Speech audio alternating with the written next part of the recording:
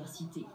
La police a reçu mission d'empêcher que des gens viennent violer, pour ainsi dire, l'inviolabilité du siège du Parlement. Voilà pourquoi les choses se sont passées, même un peu loin du Parlement, en anticipation, puisqu'on savait que ces gens se dirigeaient vers le Parlement. Ce qui ne passe pas auprès de la population et de l'opposition, c'est une réforme électorale. Samedi dernier, les députés ont commencé à voter.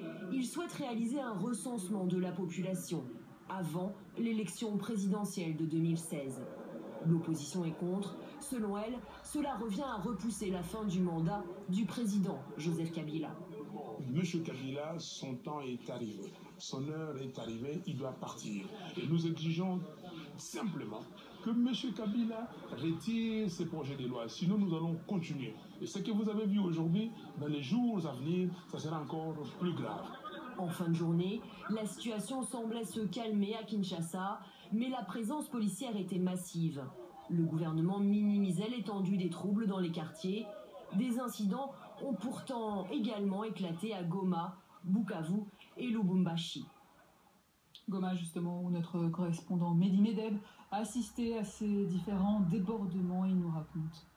Est revenu ce lundi soir dans la ville de Goma après une journée de vives tensions.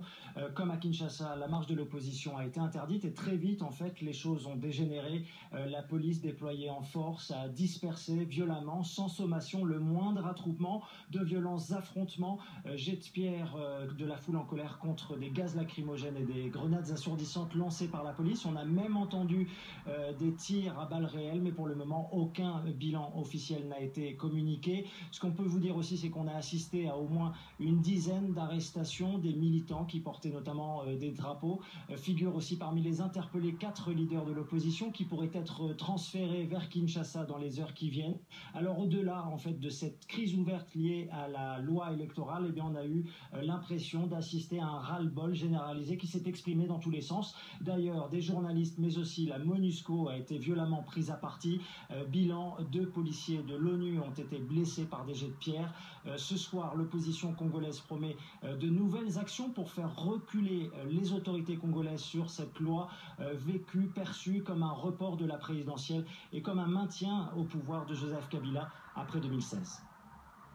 Au Gabon, l'opposant Jean Ping, entendu par la police judiciaire suite au caillassage